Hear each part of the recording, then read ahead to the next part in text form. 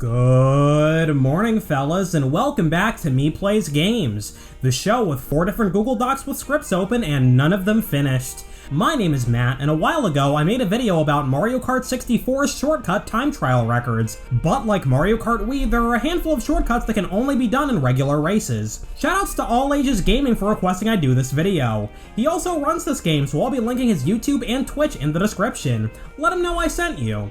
We'll be looking at shortcuts that are possible in the Grand Prix and Versus modes, including a few that have only been done in tool-assisted runs. Subscribe to Me Plays Games as well for more videos like this. Alright, let's get started. First up, let's head to Koopa Troopa Beach for a shortcut that requires 2 players. With player 1, drive forwards to this ramp and turn around so you're facing it from the other side. Then drive a lap with player 2 and place them in front of player 1 by the ramp. Then you can bump player 2 inside it to cause them to fall out of bounds.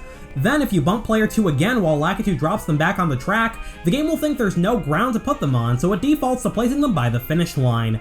But wait, there's more! If you call within the next 10 minutes, we'll send you this shortcut, along with a second Mario Kart 64 shortcut, absolutely free! That's 2 Mario Kart 64 shortcuts for the low price of $19.99. Call 800-555... Earlier this year, Abney317 streamed himself trying the shortcut out, and eventually HCGX Grill suggested a different strat.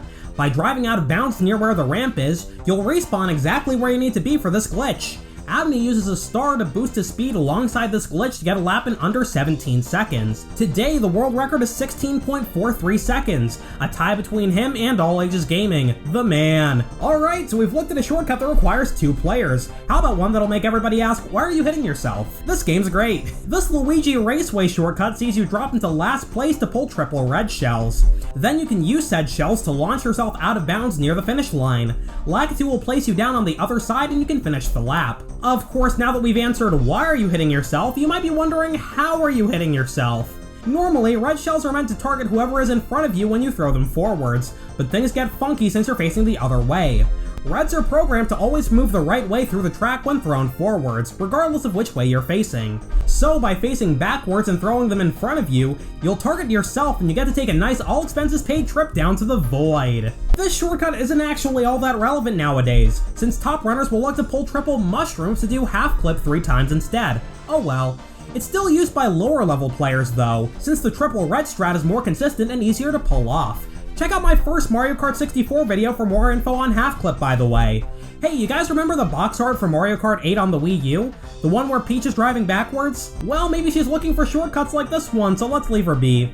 Of course, she's probably not gonna find anything crazy in Mario Kart 8, but we appreciate the effort anyway. Speaking of shortcuts involving red shells, Mario Raceway has a pretty similar one. This time you pull triple reds to catapult yourself over this wall 3 times.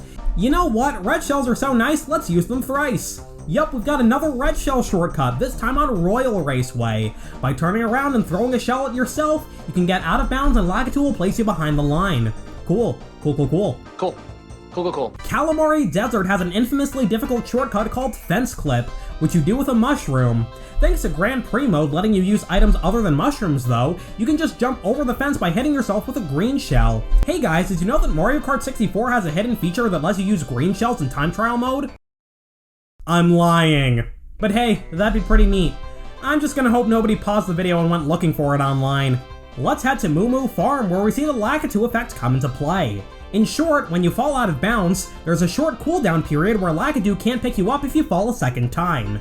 In long, rewind this video and play that sentence back at half speed. So by throwing yourself at another racer and bouncing off of them, then doing it again to fall further the second time thanks to the Lakitu effect, you can complete a lap in under 18 seconds. This proof of concept comes from a tool-assisted run by Weatherton, and in the description he says it should be possible to do with a CPU player. And dear god, that sounds absolutely awful, cause fun fact, CPUs aren't gonna stop driving for the sake of your shenanigans, so you would have to bounce off them while they're actually trying to play the video game properly. I'm not gonna put up a bounty for $1 zillion, but if anyone pulls this off with a CPU, I'll send them a JPEG of €1. I'd send $1, but Google Images banned me from searching that word. But hey, €1 is worth more than a US dollar, so we all win. There's a similar shortcut on Banshee Boardwalk. By driving to the first corner, turning around, and boosting off another racer, you can once again fool the game into counting a lap. Well, now I'm just imagining waking up, walking to the bathroom, and a Fitbit or something telling you you've already done 65,000 steps. That's fun. Why didn't that come to mind for any of the other shortcuts?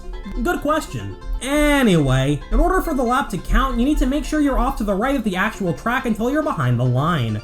Let's take a quick detour back to Koopa Troopa Beach. Nah, alright, I'm just messing around. For over a decade, Mario Kart 64 players theorized that it should be possible to jump over this rock at the start of the track, but no one was able to do it until Weatherton made this task in late 2020, becoming the first person to clear the rock and actually save time.